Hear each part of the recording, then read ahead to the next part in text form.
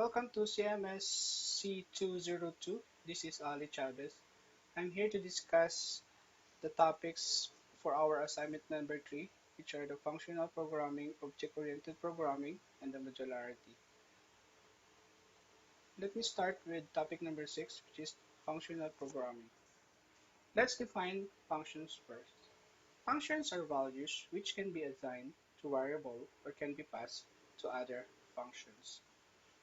If in our previous topic, we already discussed functions which we use for loop and switch switch case examples. So here we'll use it for the functional programming, in which produces abstractions through clever ways of combining functions. And these functions that operate on other functions, either by taking them as arguments or returning them, are called higher order functions.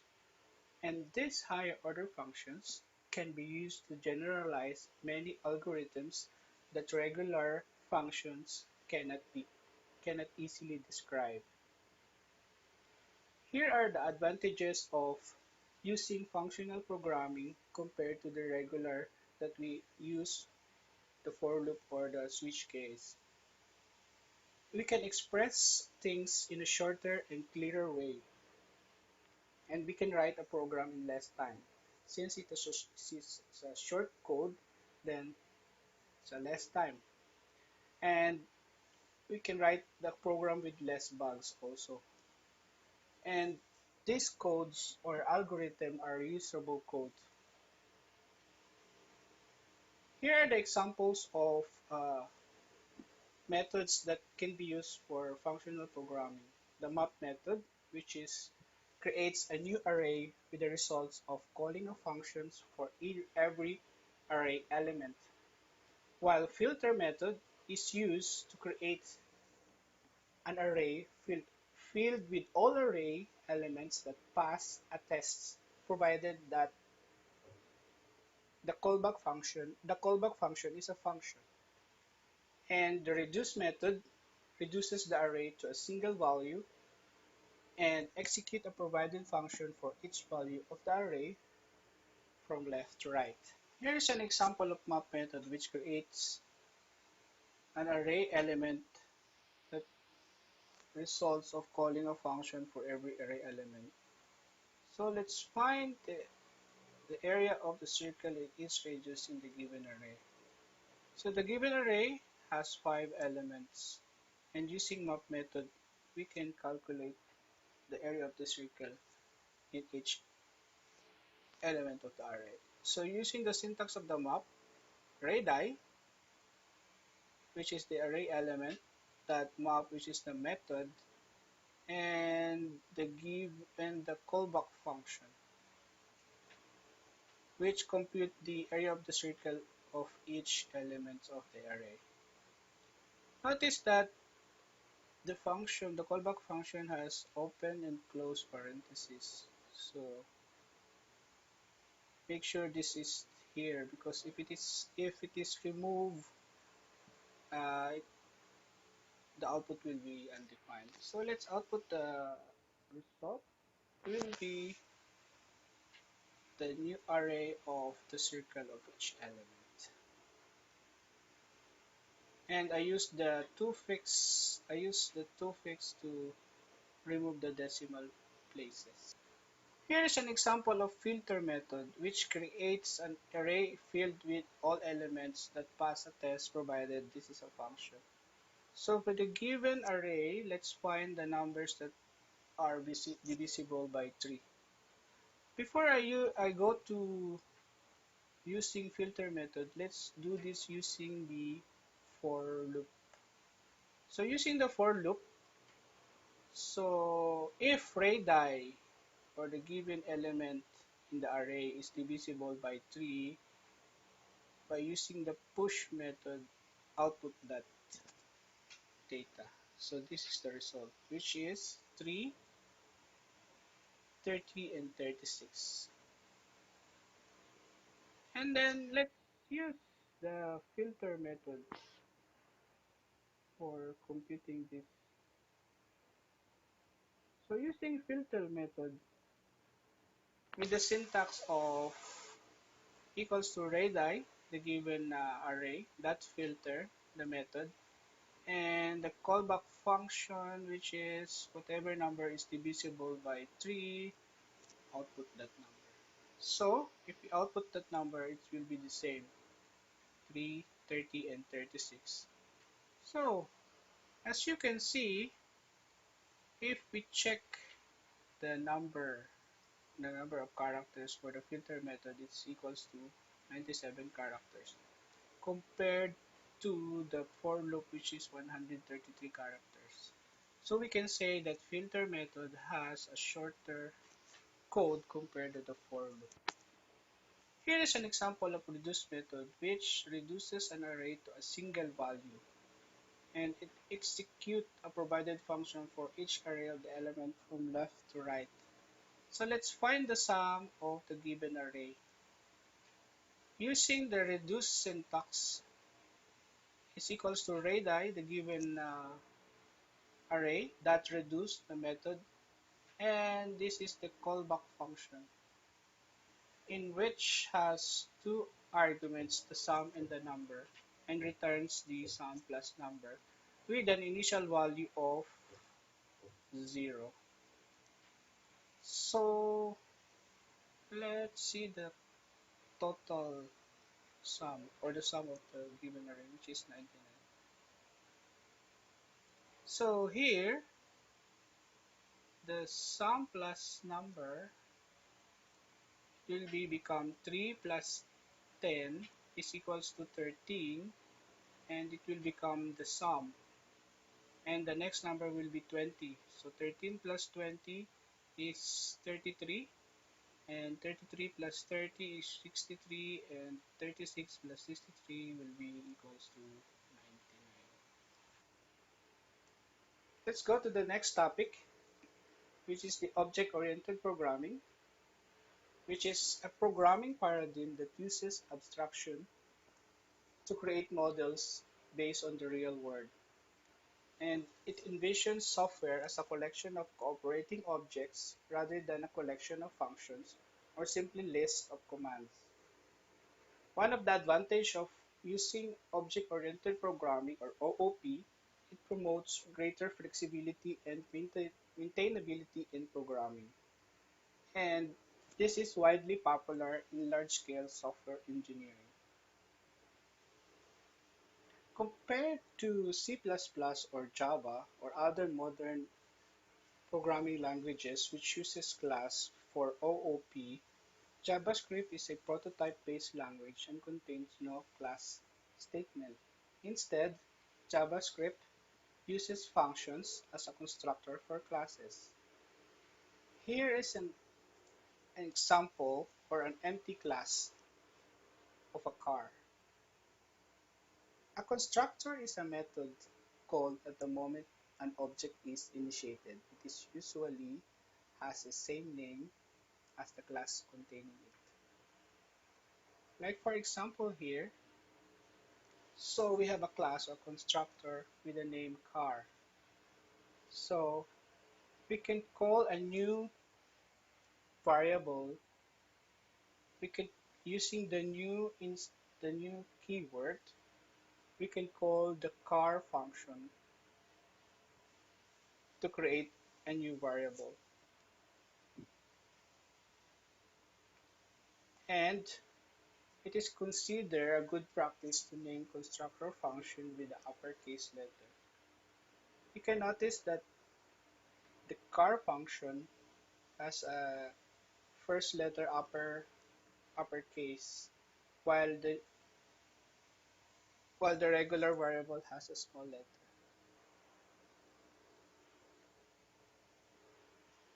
So we can add a property inside the constructor. A property is a object characteristic.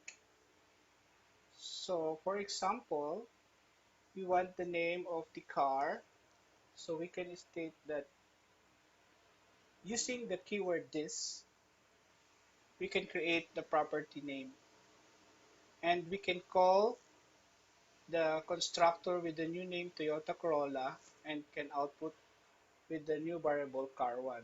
So this can be outputted as this is plus car1 dot name, and it will log as this is Toyota Corolla. The same thing as for car number 2, which is the Mitsubishi Montero. This keyword is in an object constructor does not have a value. It is only a substitute for the new object. The value of this will become the new object when the constructor is used to create an object. So here, the property name, and we call it for car number 1, we call it as Toyota Corolla. And for car number 2, we call it as Mitsubishi Montero. We can also add methods in constructor. Methods are an object capability. So for example, here in our car, we can add car.prototype.drive equals to the function that this car or the name of the car can drive up to 180 kph. So we are using the prototype keyword, which allows us to add new property. Even we can add new properties and new methods to an existing prototype. So let's call again the car while using Corolla. So if we state that car1.drive, make sure that this has a parenthesis, it will logs Corolla can drive up to 180 kph. The same thing with Montero Sport. Make sure that this open close parenthesis is here, because if it is removed or it's not there, it will be undefined. There are some ways or techniques that we can use for object-oriented programming. One of it is the encapsulation.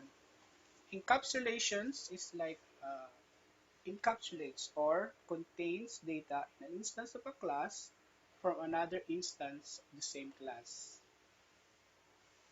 And it supports data hiding and the content of viewing object as self-contained entities. The next one is inheritance. Inheritance is a way to create a class as a specialized version of one or more class.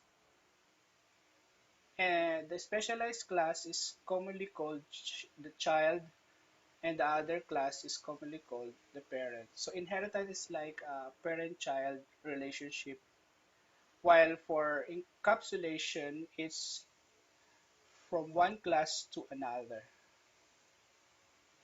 The third one is the polymorphism, which is from the word poly means many and morphism means form, so many forms, which is different classes might define the same method or property. This is an extension of principle of inheritance and implemented using prototype operator also. Because in JavaScript, we can only have a single inheritance. So to have, if we need to use it program with, we need to more define more property or method, so we can use this polymorphism. So it is also where a subclass of a class can call the same generic inherited function in its own context. Here is an example of polymorphism. It is where a subclass of a class can call as the same generic inherited function in its own context. So let's define the parent constructor, in which has a property of a name and a method of speak that output that whatever the name says something. And let's inherit the class dog constructor. Given the name dog, the animal that call function or that the call method states that whatever this name, call this name. And same thing with the dog prototype speak. So whatever the dog speak, call that word, which is here is a woof. Then let's inherit the class cat constructor with the name cat and animal that call to call whatever the name of the cat. And with the cat method speak and call the word meow.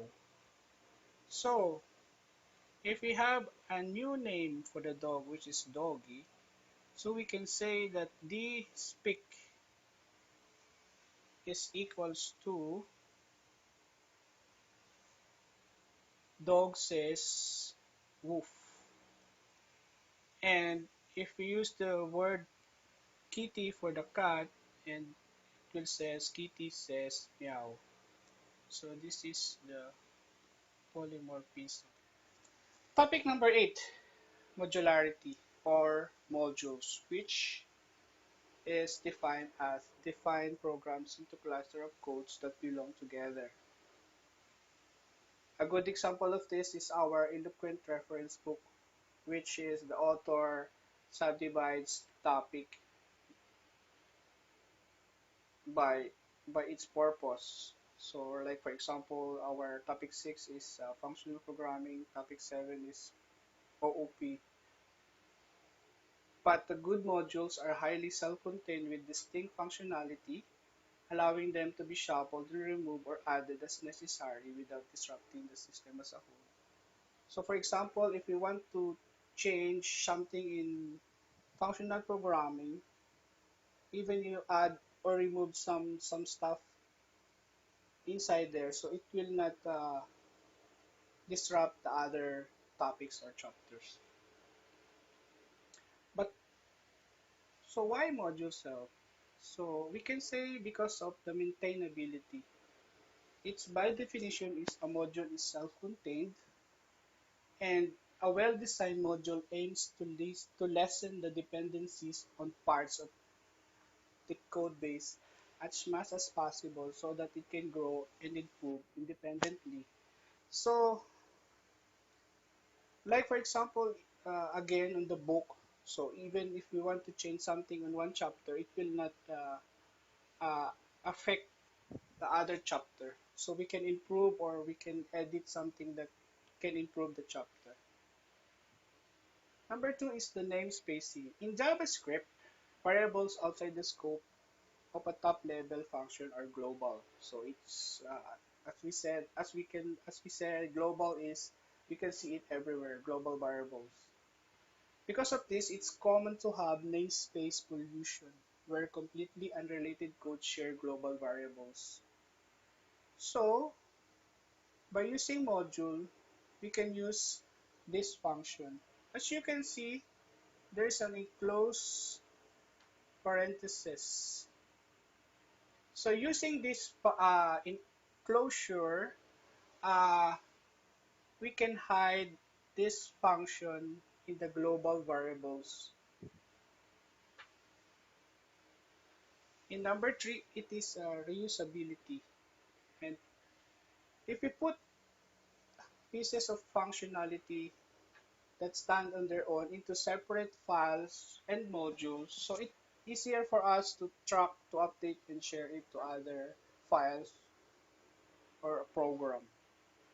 There are two popular and well-implemented approaches in module, which are CommonJS and AMD.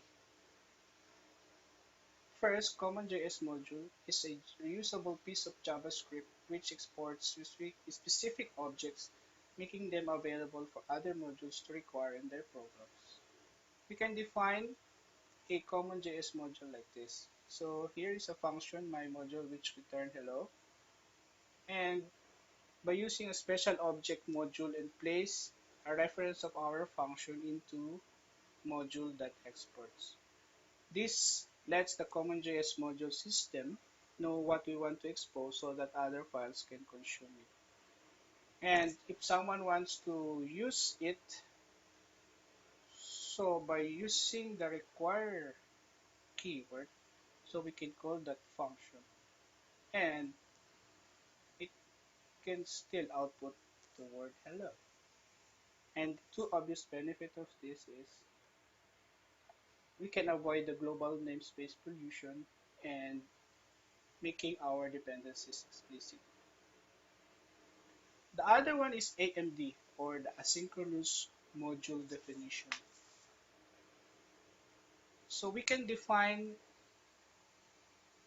a module using AMD like this. So what's happening here? The define function takes as its first argument an array of each of the module dependencies. And once loaded, the define function call what is given. So here, the given dependencies are my module and my other module. So let's say the example for my module is re returning the hello word. But that my module also needs to be defined using the keyword define.